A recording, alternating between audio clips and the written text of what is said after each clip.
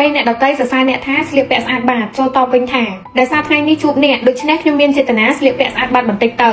នៅពេលដែលនរណាម្នាក់សរសើរអ្នកថាស្អាតនោះមនុស្សដែលមាន EQ ខ្ពស់នឹងនិយាយថាសម្ដីផ្អែមបែបនេះអនាគតប្រកាសជាខ្លាចជាអ្នកមានហើយពេលនរណាម្នាក់ចង់ស្ទើរលុយកុំបដិសេធត្រង់ពេកចូលញញឹមហើយនិយាយថាយើងមានអាយុស្មើគ្នាទេអ្វីដែលអ្នកមិនទាន់មានតើខ្ញុំអាចងាយមានជាងអ្នកមែនទេពេលជួបមនុស្សដែលមានទេពកោសល្យកុំប្រញាប់សរសើរថាអ្នកពិតជាពូកែមែនចូលនិយាយដល់ប៉ិនប្រសពថាអាយ៉ាតាមពិតទៅអ្នកខ្លាំងនៅក្បែរខ្លួនទេតើ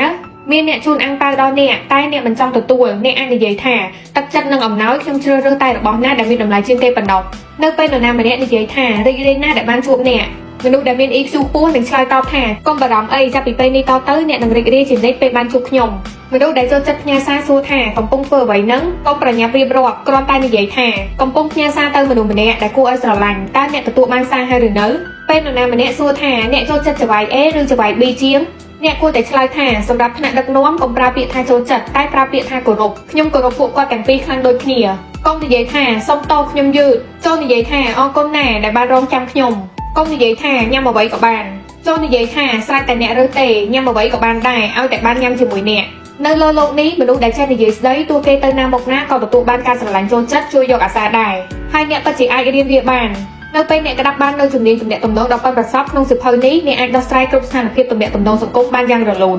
និយាយស្ដីត្រូវរាប់អានមនុស្សត្រូវរស់នៅត្រូវដូច្នេះកុំរំលងសៀវភៅនេះវាអាចជាចំណុចរបត់មួយនៅក្នុងវិធីដែលអ្នកភ្ជាប់ទំនាក់ទំនងជាមួយពិភពលោកទាំងមូលបញ្ជាទិញសៀវភៅឥឡូវនេះដើម្បីទទួលបានការផ្តល់ជូនពិសេស